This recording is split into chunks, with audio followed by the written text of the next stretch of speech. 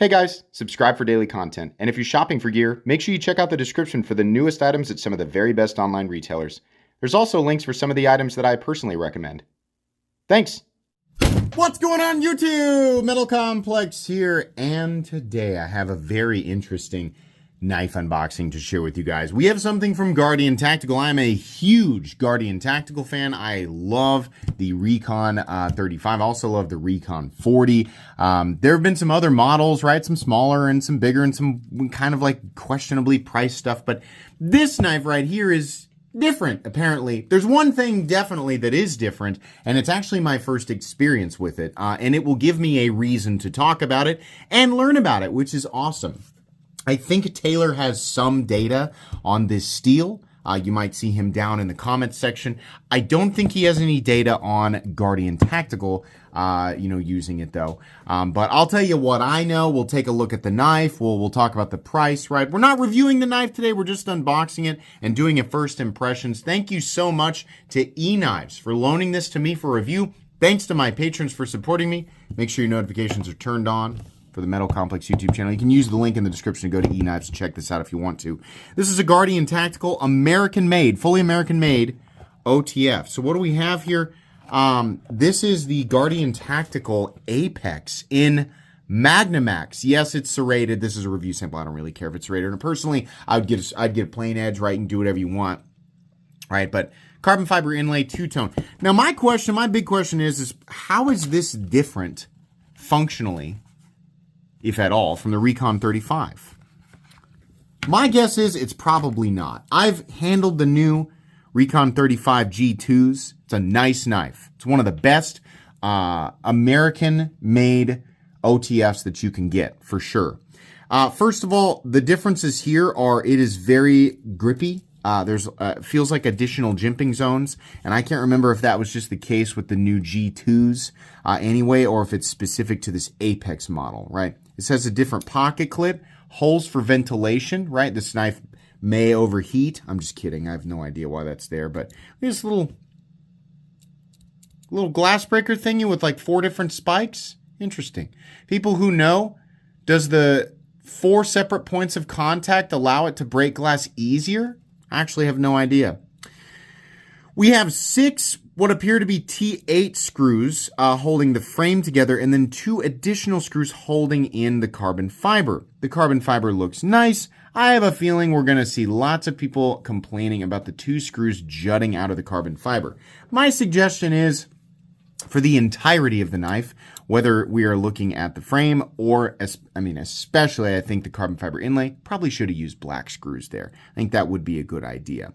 Let's go ahead and fire. I do remember on the new Guardian Tactical Recon 35s, they did use a wider switch with a little bit more sticky grip versus like I have the old Recon 35 and it's got that wide firing button with this interesting shape here that's designed to make it a little easier to fire and pull back, and then it of course rides on the steel plate. These are very smooth, but the problem, I don't think these firing switches are any wider. The problem with the previous firing switches is that it was almost no traction. So even though it was like a really comfortable shape, and it was really smooth, like the track, sometimes you would slip off of it. Not the case with these now. So this does fire at least as hard. At least as hard. Incredibly satisfying action. That's what I have always, and by the way, none of my Guardian Tactical OTFs, and I have had many. I think I've personally had 4, and I have reviewed at least 2 or 3 additional models. I have never had a Guardian Tactical OTF fail on me. Now, I understand that my own experience only represents a teeny tiny percentage, but I also don't hear very often of Guardian Tactical knives failing. Really, really snappy. These fire with kind of a pop. Really good. Really smooth. Very easy to control the action and you have basically... This doesn't leave anything on the table as far as what you were expecting versus what you got with the deployment. It acts exactly the way that you would expect with incredibly minimal effort. Pro and con to this, the pros is that every time you go to deploy it, you do not have to fight this. Like, for example, the older Max Ace Neptune. Whoa, seen some people fight this one. If you have problems fighting knives like the older, Microtechs, or like the Max Ace Neptune, if you're like, I just don't carry it because it's not comfortable. I get it. Recon 35, or probably Kershaw Livewire. I keep wanting to say LimeWire. Livewire. These are oh my gosh, this is just beautifully easy to deploy. How many different fingers can I use to deploy? almost said something wrong there. Can I use the third one? No, the third one's not turning enough. I can legitimately deploy it and retract it with the second finger, which has no practice whatsoever deploying OTFs, and I'm just using that as an example. I do like the diamond texturing on this carbon fiber, and the carbon fiber looks really, really nice, right? We are dressing this up. This is what this is. It is a dressed up, it's supposed to be the Apex version of the Recon 35 G2. That's what it is. If you want the best of the best. You have a hollow ground blade here, and this is Magnamax. What the heck is Magnamax? Magnamax is Laren Thomas's new crazy ultra super freaking ultra instinct Goku steel that apparently is somewhere between 10V and K390, but has magical properties, right? Like it still maintains a certain level of this or that in the cake mix, right? Kind of like when we look at MagnaCut and how it's like amazingly tough and it still holds a really good edge and it's incredibly stain resistant. It does all of these things that you wouldn't expect. You would expect one of the multi-directional teeter-totter seats to go down while the other two go up, whereas you have 3 up, right? Or 4 or whatever. Now, I don't understand all of the properties of Magnamax. I do think, from what I can see, it seems like a lot of companies are trying to hit this in Laren Thomas. I think also, unless, if there's more information, or if Laren himself is watching this for whatever reason, I'll probably put Magnamax in the thumbnail to make it extra clickbaity, right? But if he wants to correct me, or anybody wants to correct me, they can. It appears that a lot of companies are trying to hit it between 63 and 65. So I don't know if the optimal range is actually 63 to 65, or if it's 64 to 66, or I have no idea. And I don't know exactly what the end result of that hardness is. From what I have read, edge retention is similar, if not better, than K390, which is pretty impressive. I don't know about the toughness and corrosion resistance and stuff like that, though. But I can tell you this, it's freaking expensive. It's probably going to be one of the most expensive steels on the market, but it's Laren Thomas. It's probably going to perform really, really well.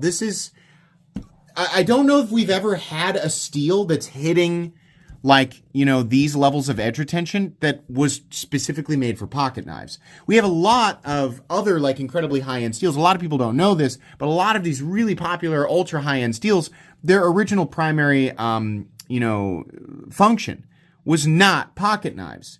They have a different primary function, and then we're like, let's make a pocket knife blade out of that. Steels like S45VN, S30V, S35VN, these steels are made for pocket knives. And then, here within the last few years, MagnaCut, which is probably the most popular specific pocket knife steel. Now we have a steel that is probably in the mega or ultra category of premium, right? Premium has a wide range. I don't think we've ever had a pocket knife specific steel in this category. Previously, all of the ultra, mega, super, whatever steels have had different primary applications, and then second or third was pocket knife steel, right? So that's pretty cool. Considering this is an American-made OTF, and a nice one, right? Utilizing Magnamax steel. At first, I looked at the price and I was like, what is this? A dressed up Recon 35? They want 60 more bucks for it, though. But I don't know. It's Magnamax. $359 is what this was priced at. I'm not going to sit here and say I'm too upset about it. I think more so the most offensive thing on here is just the total number of visible screws. The whole thing might just be over the top too tactical for people. I want to see Guardian Tactical do a size between the Recon 35 and the Recon 40. Do a Recon 37. The Recon 35, this is 7.8 inches. The Recon 40 is 10 feet long. It's like a freaking telephone pole that fires a freaking blade out. I'm kidding. But it's gigantic. I'd love to see one in between. I think that'd be cool. I'd also like to see a Recon 40 Apex. like a, or whatever, Apex XL. I think that would be really, really cool. Very interesting when it comes to, what does this say here? X drive. Okay, so that's something we'll have to learn about as well. This X drive, is this, so maybe this is an additional element of this knife.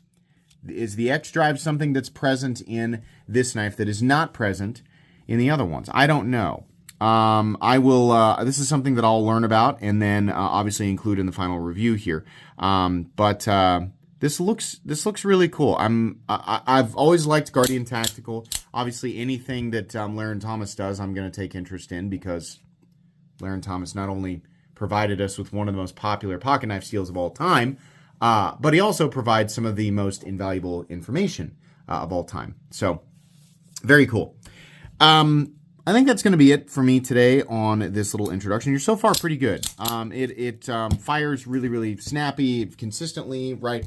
Blade play on this guy, pretty consistent. I would say slightly less blade play than like the first Guardian Tactical that I ever experienced, right? Totally acceptable, though. We don't need all new OTFs to be zero blade play. That's just something that some companies are having some fun with. Some companies probably need to think about how they reached that point of fun in the first place. But we don't need all OTFs to have zero blade play. This has very, very minimal blade play, totally within acceptable parameters from my perspective. So I'm happy with this. Check these out at eKnives and stay tuned here for the final review in a couple of weeks. That's going to be it. Please make sure to follow me on Instagram at metal_complex.